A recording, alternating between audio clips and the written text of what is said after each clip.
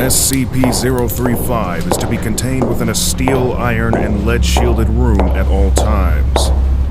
Doors are to be triple locked at all times, with the exception of allowing personnel in or out. No fewer than 2 armed guards are to be posted at any time. Guards must remain outside at all times and are not allowed within the containment room under any circumstances. SCP-035 appears to be a white porcelain tragedy mask. A highly corrosive and degenerative viscous liquid constantly seeps from its eye and mouth holes, and anything coming into contact with this substance slowly decays over a period of time until it is decayed completely into a pool of the original contaminant. The origin of the liquid is unknown. Conversations with SCP-035 have proven to be informative. Researchers have learned details about other SCP objects and history in general, as SCP-035 claims to have been at many momentous events. SCP-035 displays a highly intelligent and charismatic personality, being both amiable and flattering to all those who speak with it. It comes across as highly intelligent and appears to have a photographic memory. However, psychological analysis has revealed SCP-035 to possess a highly manipulative nature, capable of forcing sudden and profound changes to an interviewer's psychological state. SCP-035 has proven to be highly sadistic and can transform individuals into near mindless servants with linguistic persuasion alone.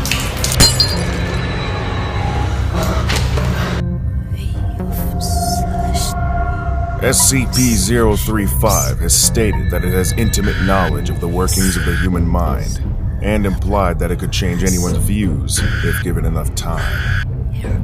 SCP-035 appears to be a white porcelain comedy mask, although at times, it will change to tragedy.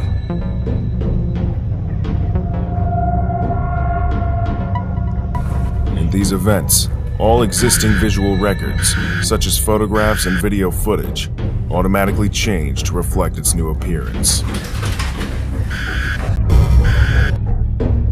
Subjects within 1.5 to 2 meters of SCP-035, or in visual contact with it, experience a strong urge to put it on.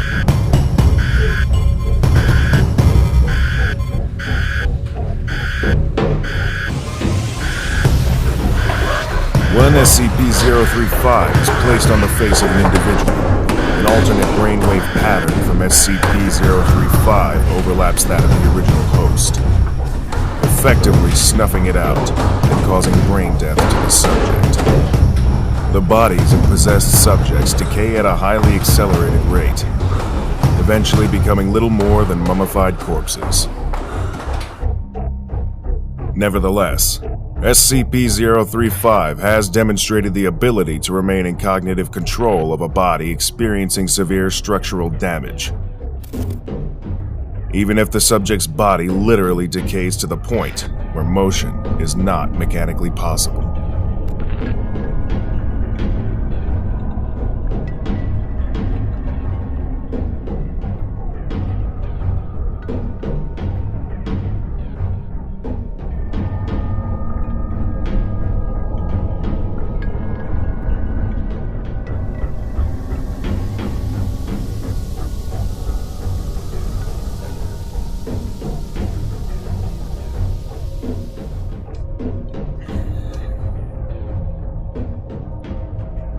SCP-035 is to be kept within a hermetically sealed glass case, no fewer than 10 centimeters thick.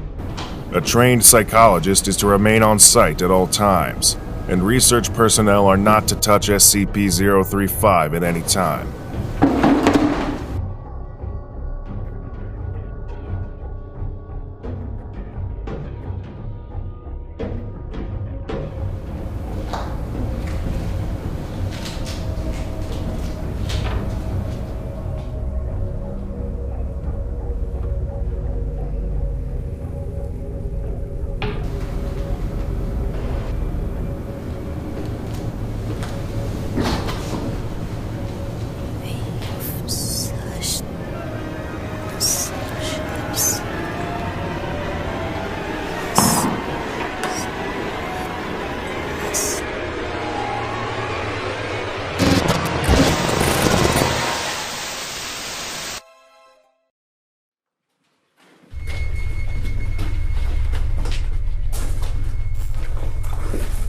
Item number, SCP-173. Object class, Euclid. Special containment procedures. Item SCP-173 is to be kept in a locked container at all times.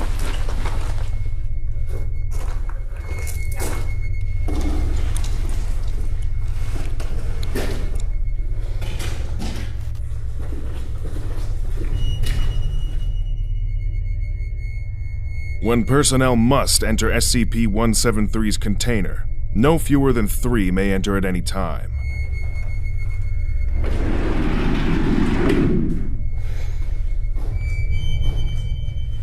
And the doors to be relocked behind them. At all times, 2 persons must maintain direct eye contact with SCP-173 until all personnel have vacated and relocked the container. Moved to Site 19 in 1993. The origin of the object, as of yet, unknown.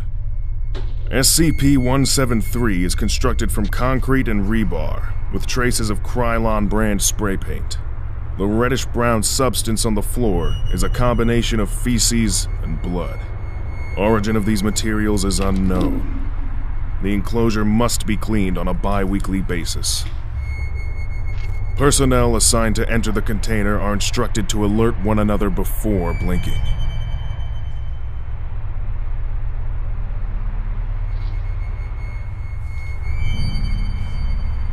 Line of sight must not be broken at any time with SCP-173. The object cannot move while within a direct line of sight, because SCP-173 is animate and extremely hostile.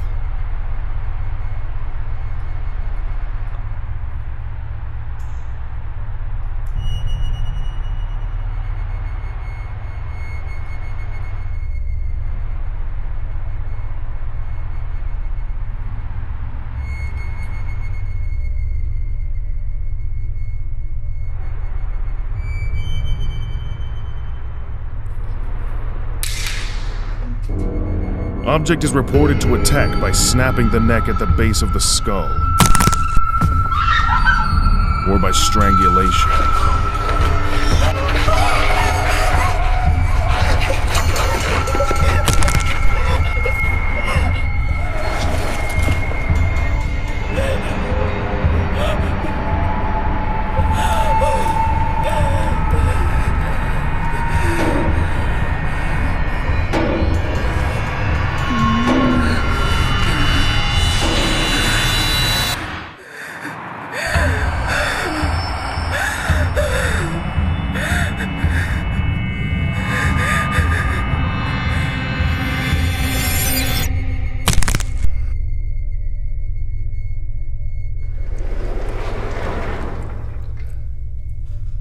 In the event of an attack, personnel are to observe Class 4 Hazardous Object Containment Procedures. Personnel report sounds of scraping stone originating from within the container when no one is present inside. This is considered normal, and any change in this behavior should be reported to the acting HMCL supervisor on duty.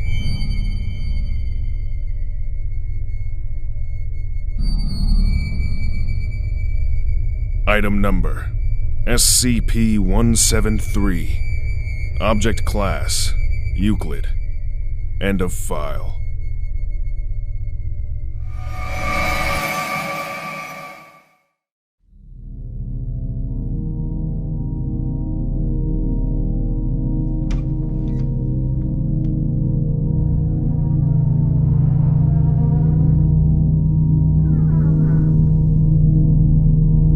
The whereabouts of SCP-1048 are currently unknown, though it is still believed to be somewhere in Site-24. Subject is to be secured for containment, but any creation of SCP-1048s should be destroyed on sight, unless further evidence warrants less extreme actions. No teddy bears are to be allowed in Site-24 to prevent any confusion or mistaken identity. Any object that resembles a teddy bear is to be reported to the security team immediately. This is not a joke. We have no idea what SCP-1048's full capabilities are. Who knows how many of the damn things are out there by now? Quote by Dr. Carve.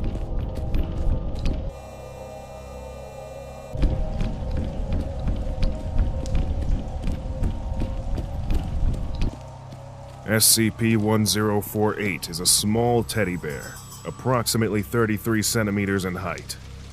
Through testing, composition of the subject revealed no unusual qualities that make it discernible from a non-sapient teddy bear. Subject is capable of moving of its own accord and can communicate through a small range of gestures. The subject regularly shows affection to individuals in ways found endearing by most people. Affection is usually given in the form of a hug to the lower leg, but subject has also been observed dancing, jumping in place, and in 2 separate events it has even drawn childlike pictures for janitorial staff. All Foundation personnel that have interacted with the subject have responded positively to its affection, even D-Class with normally sociopathic tendencies. Attempts at direct communication with SCP-1048 have not been considered successful. Though it is capable of simple gestures to indicate a yes or no answer, it will often not react to lines of questioning concerning its nature and where it originated from. It is not known if this is because SCP-1048 simply does not know the answers, or because it does not want to answer.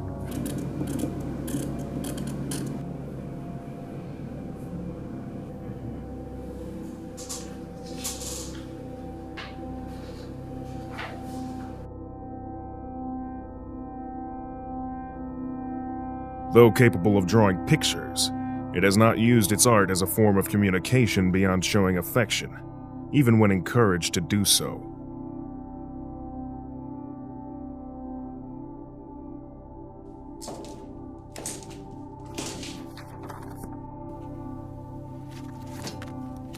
The more anomalous behavior of SCP-1048 was not observed until approximately 7 months after it was originally secured. It is hypothesized that the subject is able to construct crude replicas of itself using various materials, by a process that has yet to be observed directly by Foundation staff. Dr. Carver has suggested that SCP-1048 uses its endearing qualities to lull those around it into a false sense of security, allowing it to collect materials to produce these creations.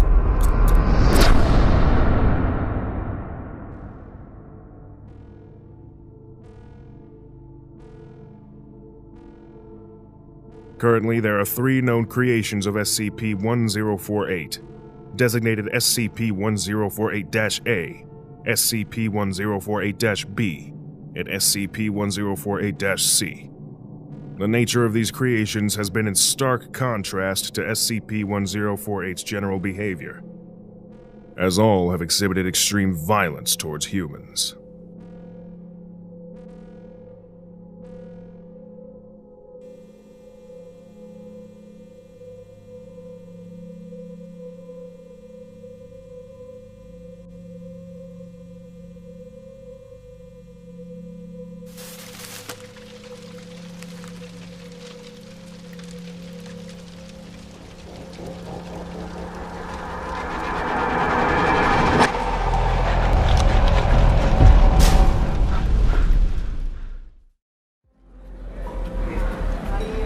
It's a warm, late summer evening. 3 girls are out for a night on the town. Everything seems normal, and the girls are hoping to have a fun time.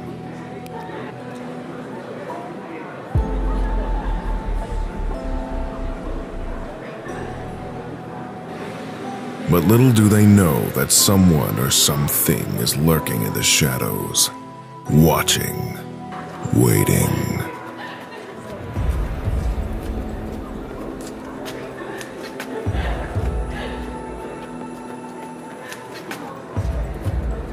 SCP-049 is a humanoid, roughly 1.9 meters in height, which bears the appearance of a plague doctor.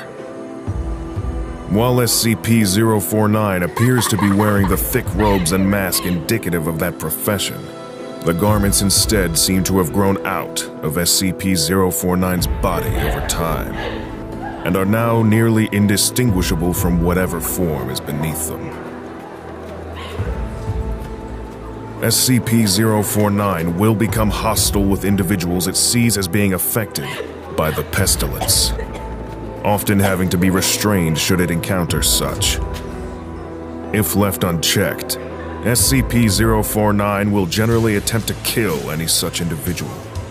SCP-049 is capable of causing all biological functions of an organism to cease through direct skin contact.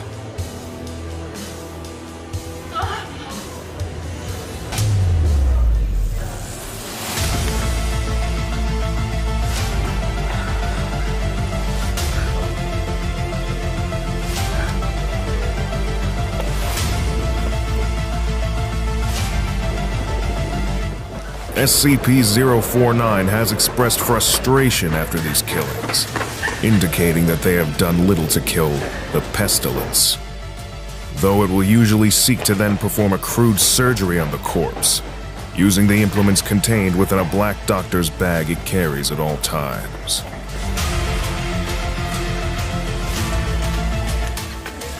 While these surgeries are not always successful, they often result in the creation of instances of SCP-049-2.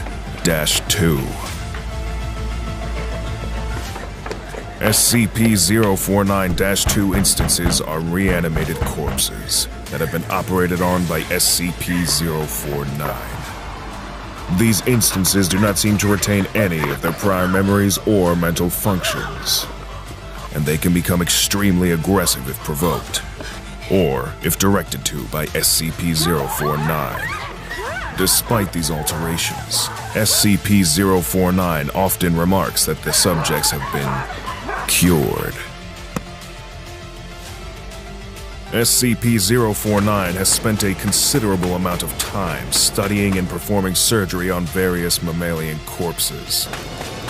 SCP-049 will routinely spend several days performing surgery, and then spend several more days documenting its findings in a thick leather journal stored within its doctor's bag. SCP-049 will often seek to share its findings.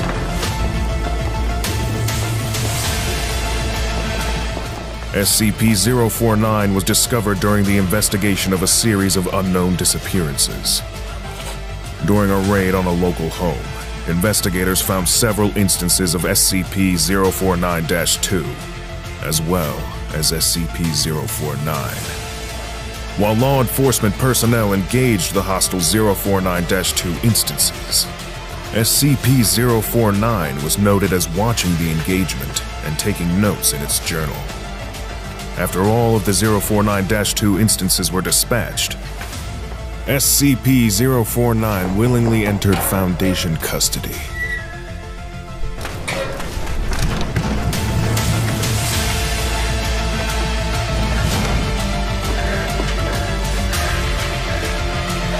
SCP-049 is contained within a standard secure humanoid containment cell in Research Sector 02 at Site 19. The following is from the 049 Incident Report. Quote, "Living human subjects are the only way to proceed forward, I have decided. I have gleaned all I can from corpses. My desires turn towards tending to those still living who suffer from the disease."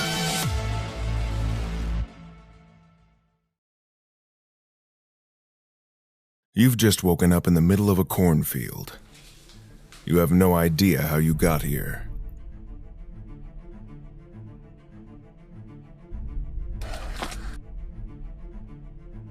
What's that? You notice something rustling in the corn behind you. Run!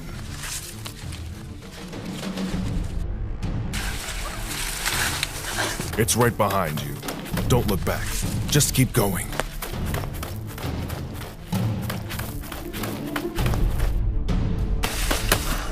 You've made it. You've just reached safety.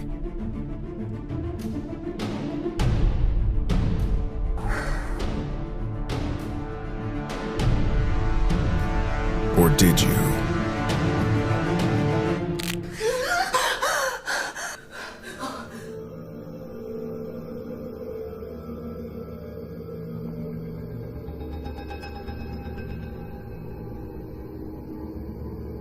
Special containment procedures. All instances of SCP-1498 are to be held in standard containment chambers, located within Site-77. One technician is to be on hand to answer any calls placed to SCP-1498. Transcripts of all calls must be placed in Site-77's non-anomalous records archive. Any persons found to have interacted with SCP-1498 are to be quarantined for 2 months, or until they show any signs of SCP-1498. Subjects showing signs of exposure are to be contained as an instance of SCP-1498-1, which require the same accommodation as instances of SCP-1498. SCP-1498 is a collection of 30 autonomous bundles of phone cords and handsets, assembled in such a way that they resemble sheep. Instances of SCP-1498 are fully ambulatory and will wander their containment chambers aimlessly. The words "Make your own custom dreamscapes with your friends at the Oniri Collective" are printed on each instance. If a sapient organism attempts to use one of the phone handsets present on SCP-1498, they will hear 3 rings, followed by a voice identifying themselves as an operator for the Oniri Collective. This voice will instruct the subject on various options they have for dreaming and make suggestions for enhanced dreaming experiences. Following the completion of this call, the subject will lose consciousness for 9 hours. When the subject regains consciousness, they will claim to have experienced the dream they ordered to any exact specifications they may have made.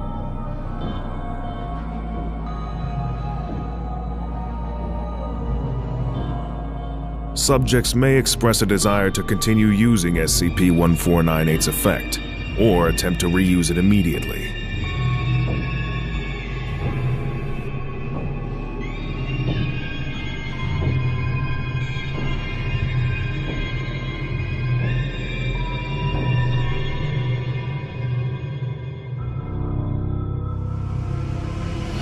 As subjects are repeatedly exposed to SCP-1498, they may begin to experience changes to their bodily and mental state. Subjects affected by SCP-1498 will express a desire to sleep as frequently as possible, preferring the use of SCP-1498 if they are able to. While asleep, portions of the subject's cranium and skull will be replaced with portions of telephones similar to those found on SCP-1498. This has manifested in a variety of ways, including subjects coughing up telephones, with cords extending into their esophagus, telephone wires beginning to grow in place of hair, ringing devices found on rotary telephones within the subject's ears, which may begin ringing continuously, vocalizations being replaced with dial tones.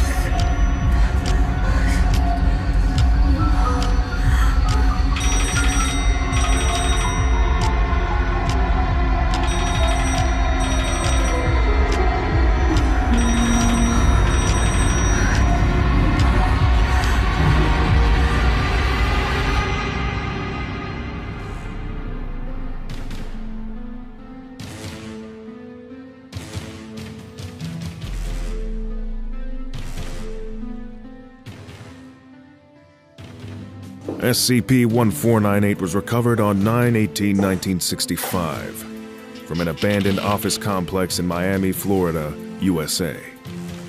After reports of bizarre livestock reached local Foundation assets.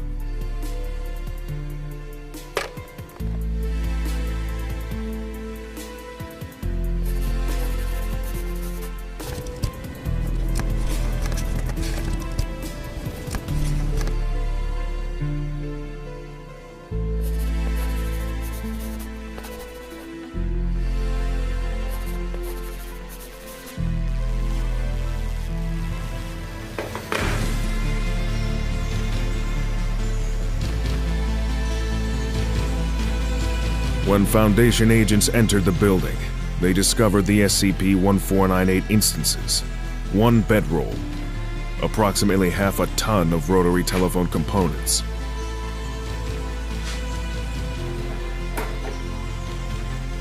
and 2 pints of type AB blood in a glass jar.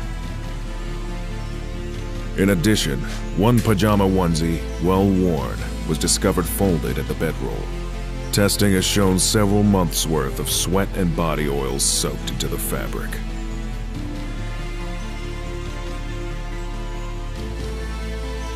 Eventually, a rotary phone will assemble itself on the subject's head, out of all the components that have been grown within and on their bodies.